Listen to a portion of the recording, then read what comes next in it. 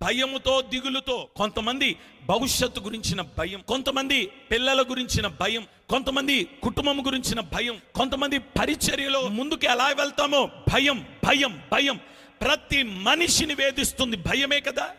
ఏమండి, భయము వలన చనిపోయిన వ్యక్తులు ఉన్నారు కదా, భయము వలన ఓడిపోయిన వ్యక్తులు ఉన్నారు కదా. భయము భయము భయము గుండెలను వేధిస్తుంది కదా. నేను అంటాను, భయం భయం భయం ప్రతి ఒక్కరిని వేధిస్తా ఉంటే రాజ సన్నిధిలో నిలబడి నా కుంటివాణ్ణి చూసి చెప్తున్న దేవుడు, ఇక భయపడవద్దు.